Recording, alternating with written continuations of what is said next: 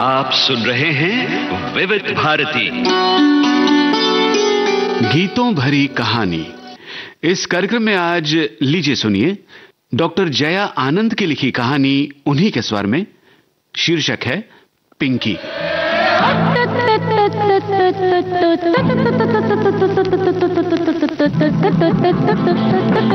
पकड़ो पकड़ो पकड़ो, जकड़ो जकड़ो जकड़ो, देखो जाने ना पाए, जाए तो वापस आने न पाए।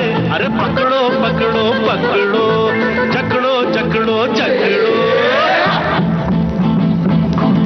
पकड़ो पकड़ो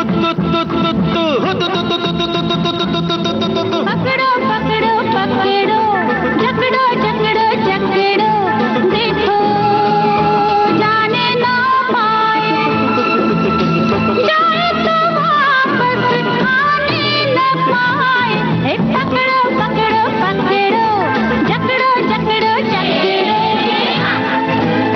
माँ, जल्दी मेरा चोटी बांधो, स्कूल में देर हो रहा है। छुटकी भी तैयार हो गई है। देर क्या हो रहा है? लंबा लंबा चोटी करने में समय तो लगता है ना। वैसे हम जानते हैं ना पिंकी, तुम भागते दौड़ते एक सांस में समय पर पहुंचे जाओगी स्कूल, और तुम्हारी छुटकी बहन भी तुम्हारे जैसी ही है। माँ, तुम भी ना शंकर टॉकीज से गली पार करते हुए स्कूल जाना कितना दूर है। पिंकी स्कूल ड्रेस पहनकर तैयार थी। 5 फुट 6 इंच लंबी, हट्टी कट्टी, प्यारी प्यारी सी पिंकी बिहार के भागलपुर शहर में रहती है। 3 भाई बहनों में सबसे बड़ी 10वीं क्लास की स्टूडेंट है, पर पढ़ने से ज्यादा खेलती है कबड्डी, यानी हुतुतु।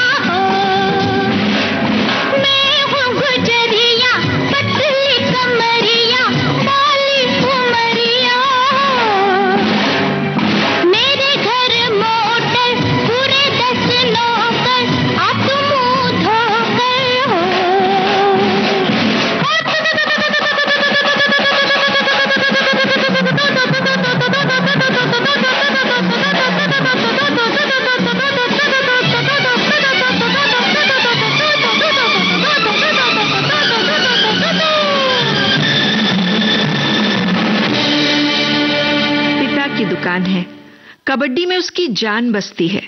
इस खेल में वो सांस तब तक साधे रहती है जब तक कि अपने पाले में न पहुंच जाए। कई बार घर का कमरा ही कबड्डी का मैदान बन जाता। तीनों भाई बहन आपस में ही खेलने लगते। दीदी दीदी हमको पकड़ो, हमको पकड़ो। और पिंकी कबड्डी कबड्डी बोलते हुए दोनों को छू कर भागती और फिर पिताजी से तीनों को खूब डांट पड़ती। माँ, जा रहे हैं स्कूल, पिंकी घर से निकलते बोली। पिंकी, सीधे घर आ जाना, खेलने मत लग जाना, पिताजी ने कड़क आवाज में कहा।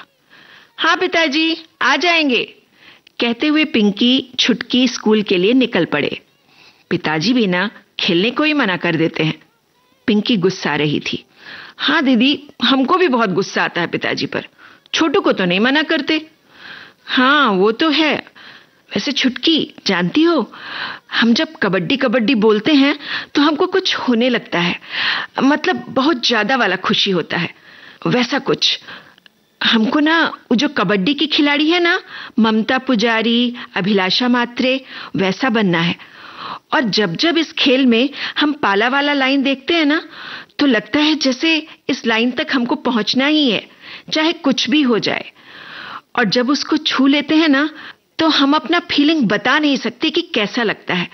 बस समझ लो कि जैसे हमको सांस मिल गया, जिंदगी मिल गया। दीदी, तुम कबड्डी खेलो और हम हॉकी खेलेंगे, ठीक है? हाँ ठीक है, अब जल्दी चले स्कूल। पिंकी और छुटकी भागते दौड़ते स्कूल पहुंच गए। छुट्टी के बाद पिंकी, छुटकी और अपनी बाकी दोस्तों के साथ गंगा घाट पर पहुंच गई थी। गंगा का शांत निर्मल पानी और उस पर तैरती कुछ नावें, आकाश में उड़ते हुए पंछी, यह सब देख वो मगन हो रही थी। हमको ना यहाँ घाट पर आना बहुत अच्छा लगता है। खुला आकाश, उड़ते पंछी, बहता पानी। फिर तुम्हारा फिलॉसफी शुरू हो गया? जल्दी खेल शुरू करो, देर हुई तो घर में डांट पड़ेगी। छुटकी की बात सुनकर पिंकी और सारी लड़कियां गंगा घाट की सलेटी बालू पर कबड्डी के लिए 2 पालों में बट गईं। उनके स्कूल ड्रेस की सलवारें घुटनों तक चढ़ गईं। सबके दुपट्टे रेफरी बनी छुटकी के पास इकट्ठा हो गए और शुरू हो गया कबड्डी का खेला। कबड्डी कबड्डी कबड्डी कबड्डी बोलती हुई पिंकी दूसरे पाले की लड़कियों को छूकर आउट करते हुए अपने पाले में भाग आई। पिंकी के टीम को 1 पॉइंट, छुटकी ने कागज का रोल बनाकर अनाउंस किया। पिंकी के पाले में आई दूसरी टीम की लड़की को पिंकी ने धर दबोचा। कैसे जाने देंगी तुमको, अब हमारे पाले में आराम करो। दूसरी टीम की लड़की आउट हो गई थी। छुटकी अपना रेफरी का काम खूब निभा रही थी। पिंकी की टीम 2-0 से आगे चल रही है।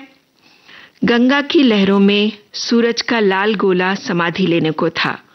शाम का धुंधलका छा रहा था, लेकिन खेल रुकने का नाम ही नहीं ले रहा था। पिंकी को इस बार दूसरे पाले की लड़कियों ने पकड़ लिया था। वो उनके पाले पर लेट गई और अपने पाले की ओर खिसक खिसक कर हाथ बढ़ाती जा रही थी।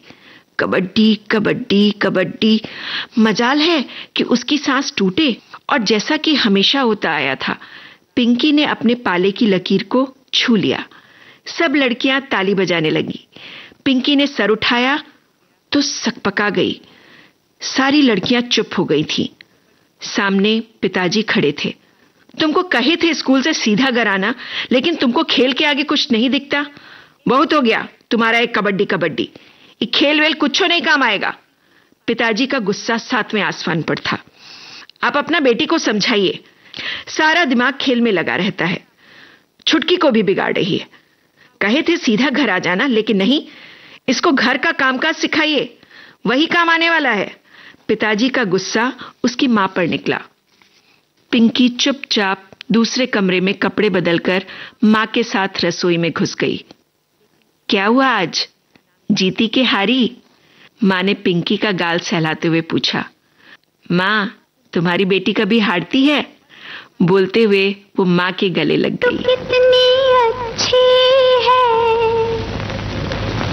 तू कितनी भोली है, प्यारी प्यारी है।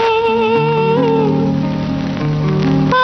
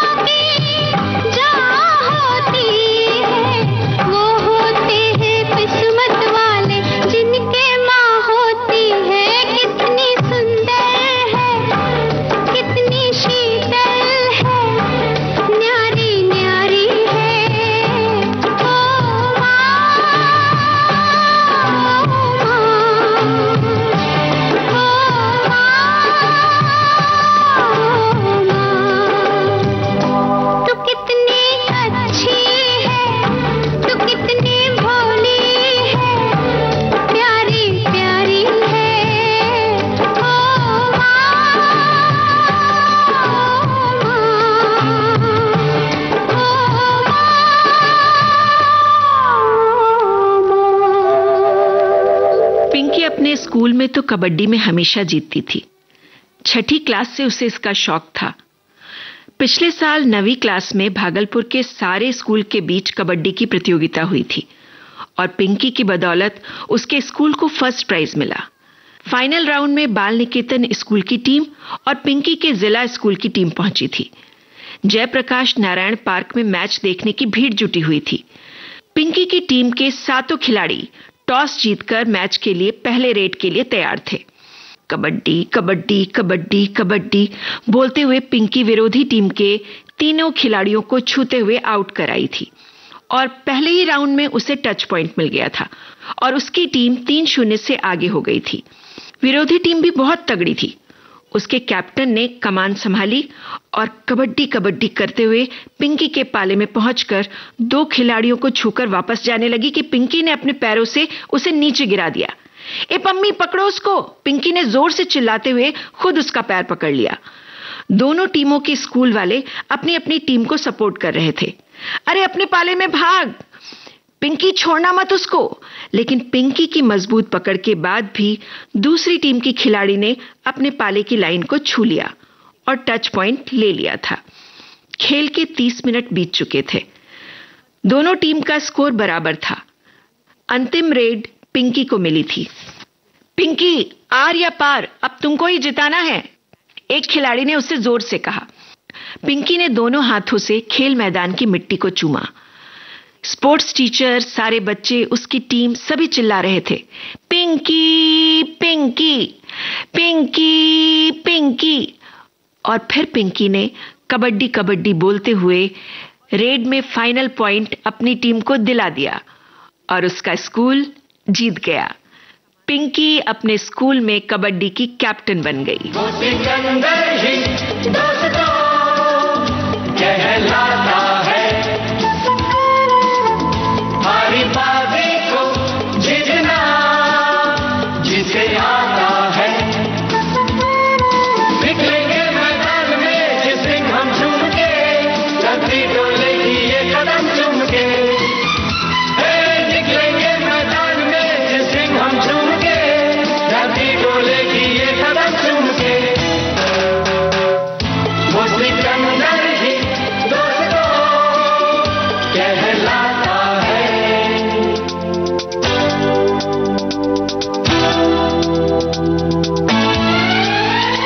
जो सब करते हैं यारो वो क्यों हम तुम करें, यूं ही कसरत करते करते काहे को हम मरे।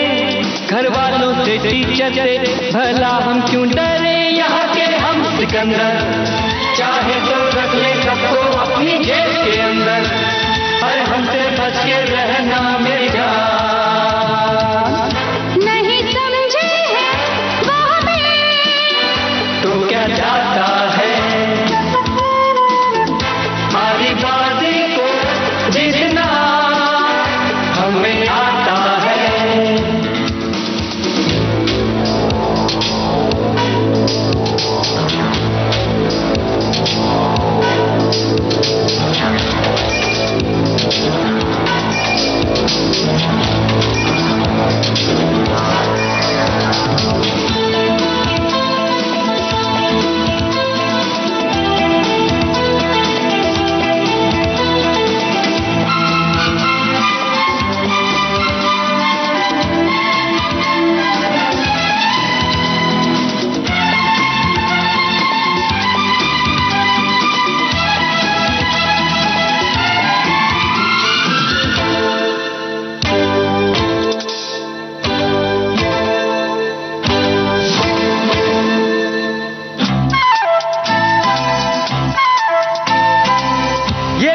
अपनी ये रस्ते अपने, कौन आएगा अपने आगे, राहों में हमसे टकराएगा जो, हट जाएगा वो घबरा के। यहाँ के हम सिकंदर चाहे तो रख ले सबको अपनी जेब के अंदर। अरे हमसे पंगा मत लेना मेरा, नहीं समझे है वो हमें, तो क्या जाता है हारी बाजी को जीतना हमें आता है।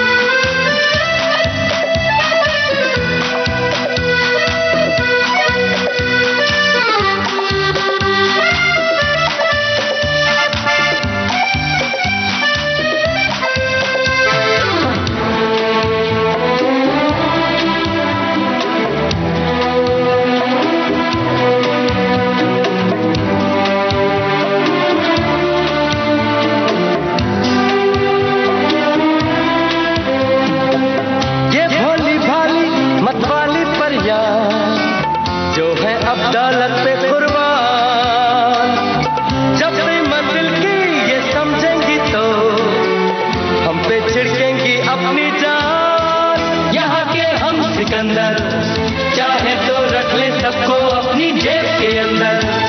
अरे हम भी है शहजादे गुलबान।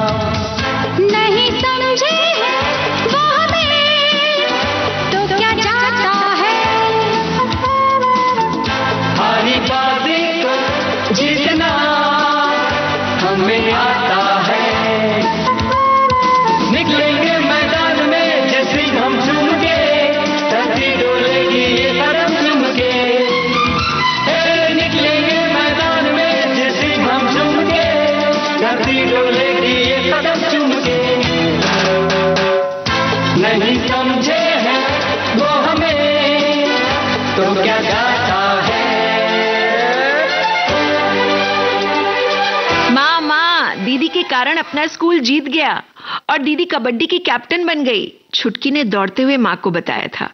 उस दिन भी पिंकी माँ के गले ऐसे ही लटक गई थी। माँ, तुम्ही ने तो पिताजी से छुपाकर बचत किए पैसों से मैच की ड्रेस दिलाई थी और देखो हम, बोलते हुए पिंकी का गला भर आया था और माँ की आंखें छलक गई थी। रात में खाने के बाद पिताजी अपने बिस्तर पर लेट गए और एक लंबी सांस खींचते हुए आवाज लगाई, पिंकी की माँ, आपसे एक जरूरी बात करना है। क्या हुआ? इतनी रात में कौन सा जरूरी काम आ गया?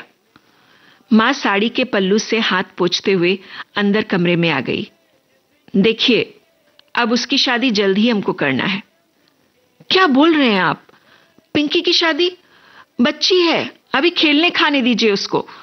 देखिए, जितना खेलना था खेल ली, जितना पढ़ना था पढ़ ली, अब शादी करके घर बसाने दीजिए। बिपिन बाबू एक ठो अच्छा लड़का बताए हैं। लड़का इंटर पास है और अपना कपड़ा लत्ता का दुकान है। अगला स्टेशन है नाथनगर, वहीं रहता है। जब मन होगा मिलने भी जा सकते हैं। पिताजी ने पिंकी की शादी का सारा इतिहास भूगोल बता दिया। पर अभी वो बहुत छोटी है, बहुत सारा सपना है उसका। आप समझने की कोशिश कीजिए। हमको समझने की जरूरत नहीं, आप समझिए और अपनी बेटी को समझाइए। पिंकी का शादी करके हमको अपना जिम्मेदारी से मुक्त होना है। हम उसके पिता हैं, उसका भला बुरा समझते हैं। और भी तो बच्चा है, उसका भी भविष्य है। आप तैयारी रखिए, अगले हफ्ते लड़के वाले आएंगे। पिंकी छुटकी बगल वाले कमरे में ही थे। भाई सो चुका था। दोनों बहनों ने पिताजी की बात सुन ली। दीदी, क्या बोल रहे हैं पिताजी? छुटकी लगभग फुसफुसाते हुए बोली। हाँ छुटकी, हमको बहुत गुस्सा आ रहा है। हम बोल देते हैं जाकर कि पिताजी हमको शादी वादी अभी नहीं करना, खेलना है। लेकिन पिंकी उस रात नहीं कह पाई। रात भर न पिंकी ठीक से सो सकी, न छुटकी और न उसकी माँ।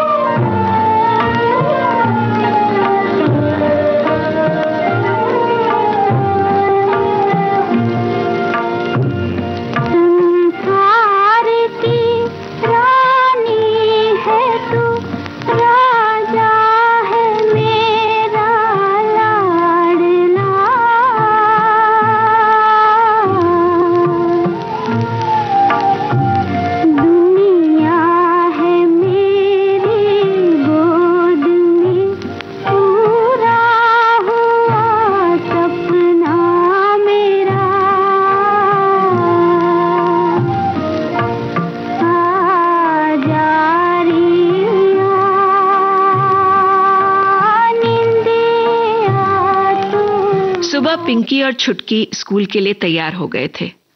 ये लो टिफिन और ठीक से जाना। मां की आवाज में उदासी घुली हुई थी। स्कूल में भी पिंकी का मन आज नहीं लग रहा था। बार बार पिताजी की बात उसे याद आ रही थी। स्कूल छूटते ही वो छुटकी और बाकी लड़कियों के साथ गंगा घाट चली गई। घाट पर शोर था, पर पिंकी चुप थी। कभी गंगा की लहरों को देखती, कभी रेत पर कुछ लिखती, फिर मिटाती। दीदी चलो ना, सब लोग खेल रहे हैं। छुटकी ने पिंकी की चुप्पी तोड़ने की कोशिश की। क्या खेलें? पिताजी का बात सुनी नहीं थी कल? सुने थे दीदी, पर तुम हार मान जाओगी तो हमारा क्या होगा? हमको भी तो आगे खेलना है। कुछ सूझ नहीं रहा छुटकी। लगता है जो सपना देखे थे वो चूर चूर हो रहा है। पिंकी की आंखें नम हो आई थी। सूरज अस्त हो रहा था और उसके साथ उसका मन भी कहीं डूब रहा था। पिंकी और छुटकी वापस घर की ओर चल पड़े। पीछे कबड्डी कबड्डी का शोर मध्यम होता जा रहा था। मन का सोचा कब होता है? जो होता है वो अच्छा होता है क्या? पिंकी के मन में ये सवाल उठ रहा था, लेकिन जवाब वो नहीं ढूंढ पा रही थी। टीवी वाले कमरे की पुताई चल रही थी। बाहर की दीवारों के उखड़े प्लास्टर को भरा जा रहा था। सारी तैयारियां पिंकी की सगाई के लिए थी। 10 दिन बाद ही उसकी सगाई थी। घर के रंग रोगन के बीच मां और पिंकी के चेहरे की रौनक गुम थी। छुटकी दीदी, हमारा घर कितना सुंदर बन रहा है ना? भाई बॉल लेकर कमरे से बाहर अंदर खेलता हुआ मस्त था। छुटकी कुछ हद तक स्थितियों को समझ रही थी। मां, दीदी के लिए सत्तू की कचौड़ी बनाओ ना, उसको बहुत पसंद है। हाँ ठीक बोली, अभी बनाती हूं। मां सत्तू की कचौड़ी तलने लगी। तलते हुए 2 दिन पहले की बात याद कर उनकी आंखों से आंसू छलकने लगे। 2 दिन पहले मां ने पिताजी से बहुत बहस की थी। अब काहे नहीं समझते हैं? अभी पिंकी का शादी मत कीजिए। उसका पढ़ाई, उसका खेल सब अधूरा रह जाएगा। कुछ अधूरा अधूरा नहीं। बहुत पढ़ ली, बहुत खेल ली। अब हमको अपना जिम्मेदारी निभाने दीजिए। पिताजी ने 2 टूक जवाब दे दिया। पिंकी से अब नहीं रहा गया और दोनों की बहस के बीच वो बोल पड़ी। पिताजी, अभी हम शादी नहीं करना चाहते हैं। मां ठीक तो कह रही है कि मेरा पढ़ाई, खेल सब अधूरा रह जाएगा, जैसे मां का रह गया। बोलते बोलते पिंकी फपक कर रो पड़ी। क्या अधूरा रह गया? पिताजी गरजे। अधूरा तो रह गया मां का खो खो खेलना। अच्छा, तो तुमको अब अपना कबड्डी का चिंता है, तो शादी के बाद अपना ये शौक पूरा कर लेना, ठीक है ना? ये बात कैसे ठीक हो सकता है पिताजी? कबड्डी मेरा सिर्फ शौक नहीं, मेरा जिंदगी है। हम चाहते थे कि हम ममता पुजारी जैसा बने, लेकिन जब आपके पास मेरा बात पूरा नहीं हो रहा है तो ससुराल में कैसे होगा? पिंकी रोए जा रही थी। छुटकी और भाई भी सब साथ में सुबकने लगे थे। ठीक तो कह रही है पिंकी। ससुराल में लड़की लोग को अपने शौक के लिए कहां समय मिलता है? उसका अपना जिंदगी कहां रह जाता है? एक जमीन से उखाड़ के दूसरी जमीन में पनपने में समय लगता है। मिट्टी चाहे रास आए ना आए, उसके जीवन में सुख नाम की चिड़िया तो उड़ ही जाती है। कहते हुए मां की आवाज भर्रा गई।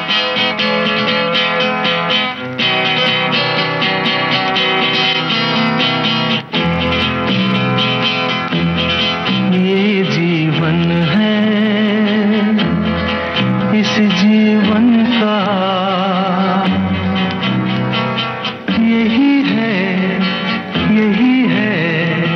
यही है रंग रूप। ये जीवन है, इस जीवन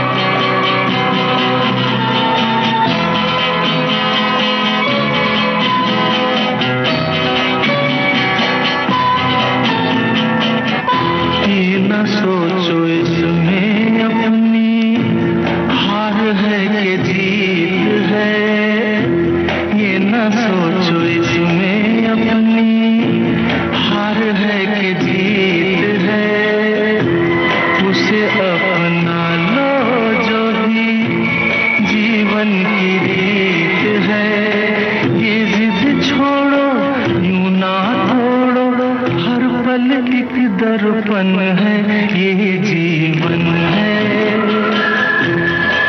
इस जीवन का यही है, यही है, यही है रंग रूप, ये जीवन है।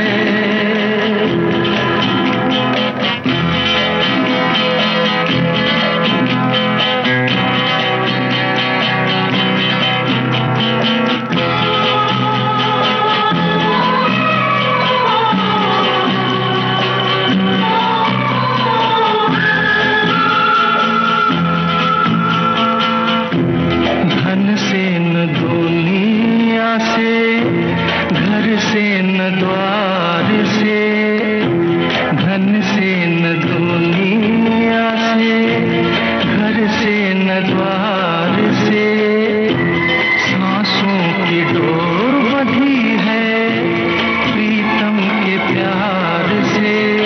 दुनिया छूटे पर ना टूटे, ये ऐसा बंधन है, ये जीवन है, इस जीवन का यही है, यही है, यही है रंग रूप।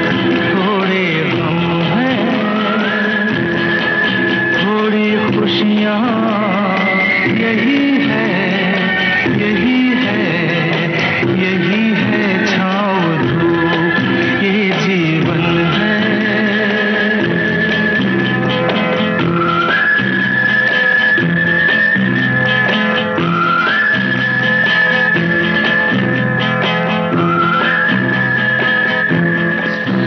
कौन सा सुख आपकी जिंदगी में नहीं है? अच्छा खासा जिंदगी है आपका, कोई कमी है आपको? घर, मकान, दुकान, बाल बच्चा सब है। चांदी सोना से आपको लाद दिए? पिताजी जोर से मां से बोल पड़े। पिताजी, असली सोना तो ये था ना, और ये था मां के मन का सुख। पिंकी मां का गोल्ड मेडल ले आई थी, जो मां को खो खो प्रतियोगिता में मिला था। पिताजी आगे कुछ नहीं बोल पाए, नाराज से बाहर अपनी दुकान पर बैठ गए थे। लाख नानुकुर करने पर भी पिंकी की सगाई आखिर तय हो गई। मां की भरी हुई आंखें छलक आईं और पिंकी को लगा जैसे कबड्डी खेलते हुए उसकी सांस टूट गई और लाख कोशिश करने पर भी अपने पाले में वो नहीं पहुंच सकी। तेज भागती दौड़ती चुस्त पिंकी की चाल अब धीमी पड़ गई थी। बेटी के सपने टूट रहे थे और मां छटपटा रही थी। क्या करें हम, कुछ नहीं कर पा रहे अपनी बेटी के लिए। मां, अब हम कैसे खेलेंगे? तुम तो जानती हो कि कबड्डी कबड्डी बोलते हुए हमको लगता है कि हमारी जिंदगी में लय आ गया हो। और अब क्या होगा मां, क्या होगा मेरा? पिंकी मां से चिपक कर रो पड़ी। मां बेटी दोनों एक दूसरे से लिपटे हुए कुछ देर तक रोते हुए, और फिर मां ने पिंकी को चूमकर कहा, मेरी रानी बेटी, जितना भी दिन है तुम्हारे पास, उसको जी भर जियो। खूब पढ़ो, खूब खेलो, रोज स्कूल जाओ, दौड़ो भागो जैसे पहले करती थी। स्कूल में दूसरे ही दिन स्पोर्ट्स टीचर ने अनाउंस किया, अगले हफ्ते गुरुवार को जिला स्तर पर कबड्डी का मैच है, पटना जाना होगा और कैप्टन तो हमारी पिंकी ही रहेगी। पिंकी की आंखों में एक पल के लिए चमक आ गई थी, पर दूसरे ही पल वो ठिठक कर बोली, लेकिन सर हम लेकिन कुछ नहीं पिंकी, हम तुम्हारे माँ पिताजी से बात कर लेंगे। तुमको कबड्डी में जीतकर आना है, अपने स्कूल का, अपने जिला का नाम करना है। स्पोर्ट्स टीचर बिना रुके बोलते चले गए। पिंकी गुमसुम सी स्कूल से सीधे गंगा घाट पर जाकर बैठ गई। एक नाव घाट से बंधी थी और उसी को वो चुपचाप देखती रही। घर पहुंचकर भी मां से कुछ नहीं बात की, बस उनके साथ काम में लगी रही। रात को मां ने सिरहाने जाकर उसे दुलराया। क्या हुआ, क्यों इतना शांत हो गई है रे? खुश रह, सब ठीक होगा। पिंकी सुबकने लगी। मां, क्या ठीक होगा, अब कुछ नहीं हो सकता, कुछ नहीं हो सकता। सुबकती हुई पिंकी ने मैच के लिए पटना जाने के विषय में बताया। अगले गुरुवार? उसके दूसरे दिन तो ही सगाई है, कैसे होगा ये सब? पिंकी की मां सोच में पड़ गई। पिंकी को भी समझ नहीं आ रहा था कि क्या होने वाला है। सगाई के 2 दिन बचे थे। पिंकी अब भी स्कूल जा रही थी और कबड्डी की प्रैक्टिस भी कर रही थी। अब पिंकी स्कूल नहीं जाएगी, पिताजी की आवाज पूरे घर में गूंज गई। मां, पिंकी, छुटकी सब सहम गए। मां ने फिर भी हिम्मत करके कहा, देखिए उसको स्कूल जाने दीजिए, जरूरी है। आप ना लड़की सबको बिगाड़ के रख देंगी। सगाई से ज्यादा क्या जरूरी है? आज सगाई में देने वाला कपड़ा सब भी लेना है। आपको कोई चिंता है कि नहीं? पिंकी चलो हमारे साथ। मां कुछ प्रतिरोध नहीं कर पाई। पिंकी ने मां की आंखें देखी जिन्हें पलकों ने ढांप लिया था। वो बुझे मन से पिताजी के साथ बाजार चल दी। छुटकी भी साथ हो ली। कपड़े की दुकान पर पिताजी कपड़ा ले रहे थे कि वहां स्कूल के स्पोर्ट्स टीचर मिल गए। अरे नमस्कार सर, अच्छा हुआ आप यहां मिल गए। हम आपके घर ही आने वाले थे। पिंकी तो आपको बताई होगी। वहीं छुटकी पिंकी के साथ कपड़े लेने में व्यस्त थी। ये पीला साड़ी दिखाइए और वो प्रिंट वाला भी। पिंकी की नजर सर पर पड़ी। नमस्ते सर। अरे पिंकी, तुम आज स्कूल नहीं गई? 3 बजे कबड्डी का प्रैक्टिस था ना? सर हम यही बोल रहे थे कि पिंकी तो इतना बढ़िया कबड्डी खेलती है कि वो हमारे भागलपुर का ही नहीं पूरे देश का नाम ऊंचा करेगी। पिछले साल वाला मैच में तो पिंकी स्कूल को जिताई थी। परसों पटना जाना है, जिला स्तर का प्रतियोगिता है ना। आपकी बेटी तो कैप्टन है। स्पोर्ट्स टीचर एक सांस में जल्दी जल्दी सारी बातें पिताजी को बताते चले गए। पिताजी ने घूर के पिंकी को देखा। पिंकी डर से कांप रही थी। घर पहुंचते ही पिताजी गुस्से से उबल पड़े। ये क्या नाटक चल रहा है? हम यहां बेटी का सगाई तैयारी कर रहे हैं और बेटी पटना जाने का तैयारी कर रही है। मेरा नाक कटाना है तुम सबको? वो हम बताने ही वाले थे।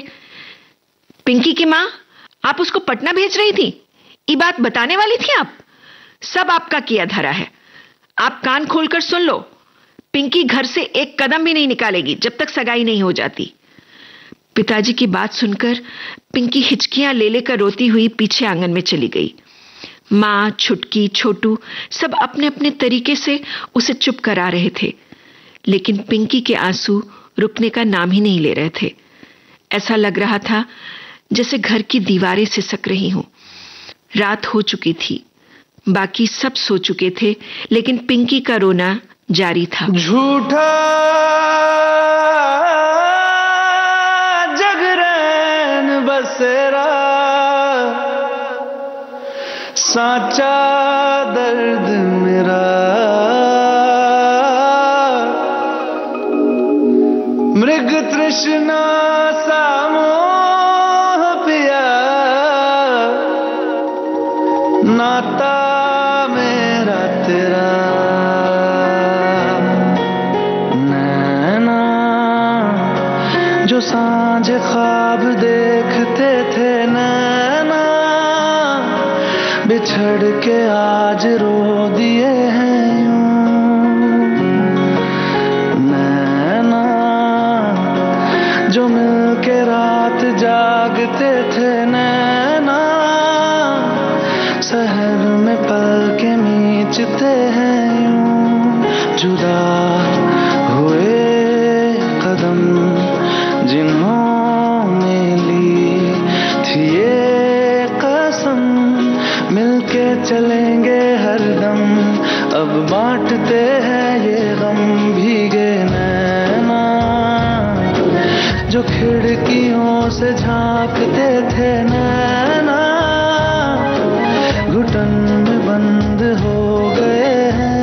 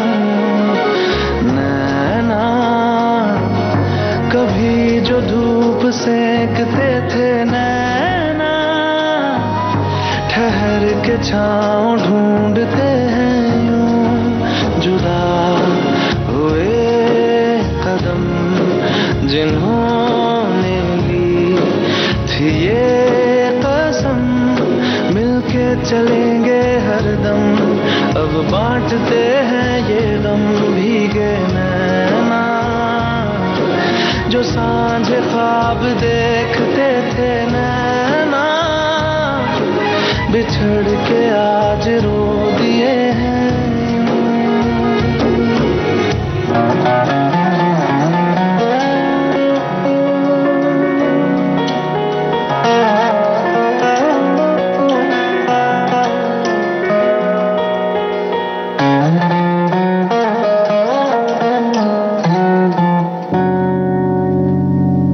माँ देखती रही, फिर मन में कुछ ठान लिया। पिंकी, अब सुनो मेरी बात। कबड्डी तुम्हारा जिंदगी है ना, तो ये रोना धोना छोड़ो और कल सुबह 4 बजे पटना जाने के लिए तैयार हो जाओ। हम तुमको छोड़कर आएंगे। आंसुओं से भीगे चेहरे के साथ पिंकी माँ को एकटक देखती रही और फिर रोते रोते बोली, माँ ये क्या कह रही हो? हम भाग जाएं, फिर क्या होगा तुम्हारा और पिताजी का? दोनों का जिंदगी तो बर्बाद हो जाएगा ना। हम अपना खुशी के लिए नहीं कर सकते माँ। हम कह रहे हैं ना, तुम कुछ और मत सोचो और अपना कबड्डी का सपना पूरा करो। माँ, कबड्डी मेरा जान है, लेकिन हम तुमको और पिताजी को दुख देकर ये काम नहीं कर सकते। जाने दो माँ, पिताजी हमारे लिए अच्छा ही सोचे होंगे। बोलते हुए पिंकी की सिसकियां और भी तेज हो गईं। पिताजी रसोई घर में पानी पीने आए थे और वहीं उन्होंने आंगन से पिंकी और माँ की बातें सुन ली। अंदर कमरे में आकर भी उनके कानों में पिंकी की बातें गूंज रही थीं। हम पिताजी को दुख देकर ये काम नहीं कर सकते। मार्केट में सर की बातें भी उनके दिलो दिमाग में घूमने लग गईं। पिंकी इतना बढ़िया कबड्डी खेलती है कि वो तो पूरे देश का नाम करेगी। पिछले साल पिंकी के कारण ही तो स्कूल जीता था। पिताजी को याद आया कि कैसे आस पड़ोस के लोग उन्हें बधाई देने आए थे जब वो भागलपुर में मैच जीती थी।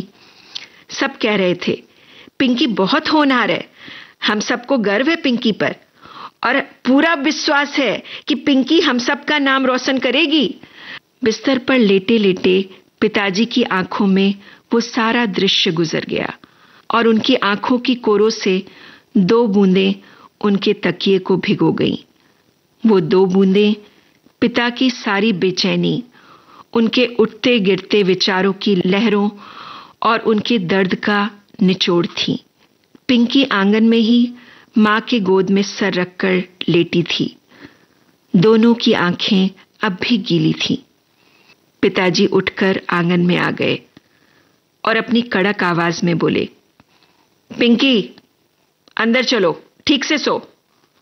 कल सुबह तुमको पटना जाना है ना। नींद नहीं पूरा होगा तो कबड्डी कैसे अच्छा खेलोगी। पिंकी और मां अवाक होकर पिताजी को देख रहे थे। हां, पिताजी पिंकी के सपनों को पूरा करने के लिए तैयार हो गए थे।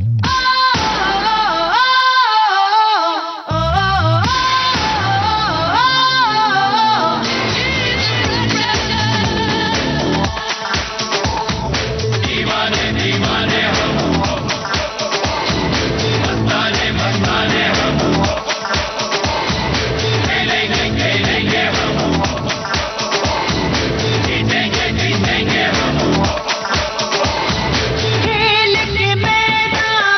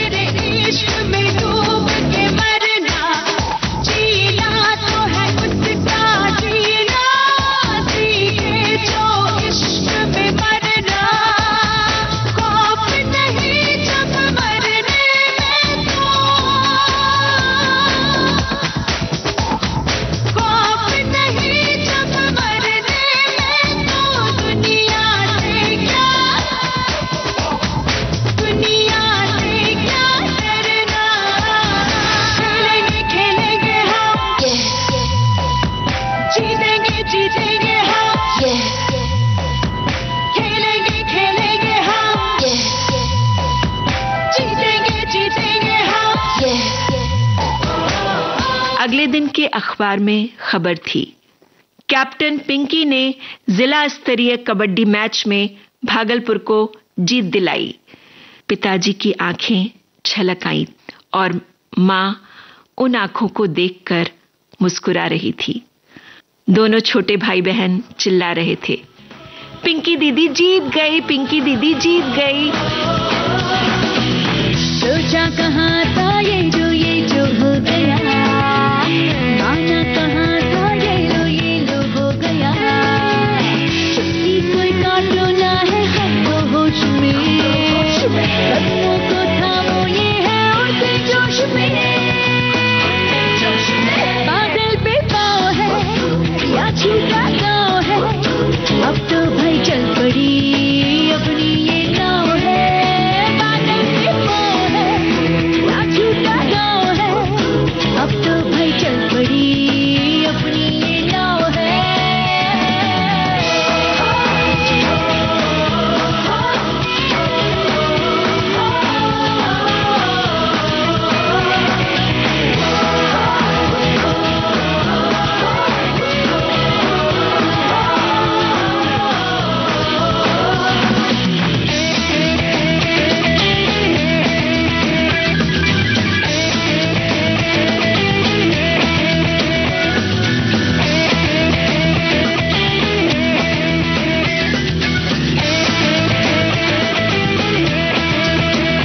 चल पड़ी है हम सफर, अजनबी तो है जगह। लगता हमको मगर कुछ कर देंगे हम, मगर ख्वाब में जो दिखा पर था छिपा बस जाएगा वो नजर। बादल पे पाँव है या छूटा गाँव है, अब तो भाई चल पड़ी अपनी ये नाव है। बादल पे पाँव है या छूटा गाँव है, अब तो भाई चल पड़ी अपनी ये नाव है।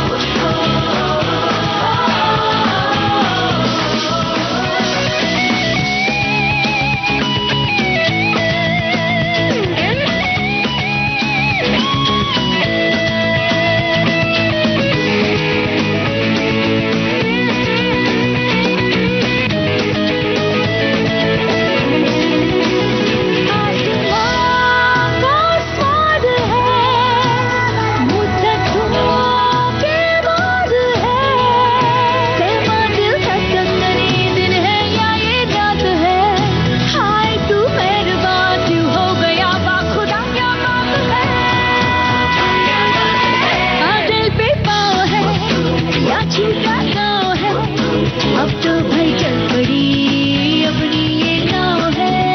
बादल पे पाँव है या छूटा गाँव है, अब तो भाई चल पड़ी अपनी ये नाव है।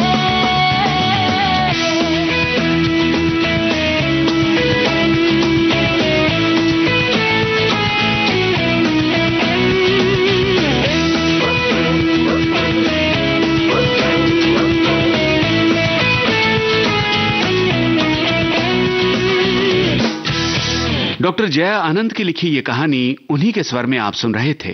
प्रस्तुति सहायक दीपक केसावलेकर।